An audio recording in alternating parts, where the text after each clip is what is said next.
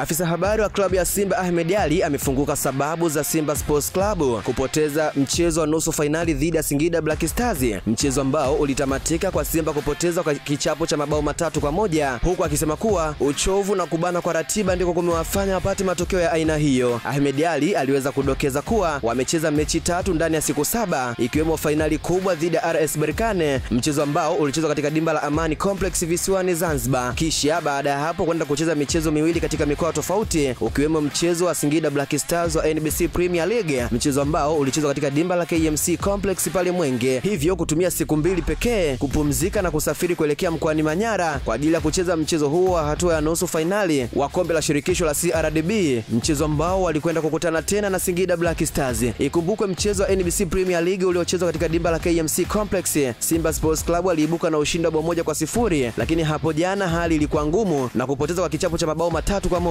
huku nyota wa mchezo akiibuka kuwa Emmanuel Keyeke. Kwanza usingetegemea kupata matokeo mengine ya aina yote ile katika mechi hii kulingana na ratiba ambayo tuko nao. Njia pekee ya sisi kucheza vizuri katika mchezo huu labda kama wachezaji wetu wangekuwa wanatumia mashine ya umeme, au tungekuwa tunawachaji pengine ili wapate nguvu upya, lakini kimiili ya kibinadamu walichokifanya leo wachezaji wetu wamejitahidi pakubwa sana. Ni ratiba ngumu kweli kweli, mechi 3 ndani ya siku 7 pekee, na ni mechi 3 ambapo ndani yake kuna mechi ya finali ya CAF top class match umecheza. Baada hapo napumzika siku 2, mechi nyingine, siku 2, mechi nyingine, na mechi zote 3 zimepigwa katika miji tofauti. Maana hakukuwa na namna nyingine leo tungepata kitu kingine cha ziada zaidi ya hiki ambacho tumekipata. Kwa hiyo tumepoteza, lakini hatuna wakumdai yeyote. Sio wachezaji, sio benchi la ufundi, wamefanya kila wanachoweza kufanya. Wewe shabiki tu unachoka kuja kushangilia timu yako kila siku. Ndani ya siku 7 ushangilie timu yako mara 3. Wewe tu mwenyewe unachoka. Mchezaji anacheza kwa dakika 90 na kuaje. Kwa hiyo hakuna wa kumlaumu,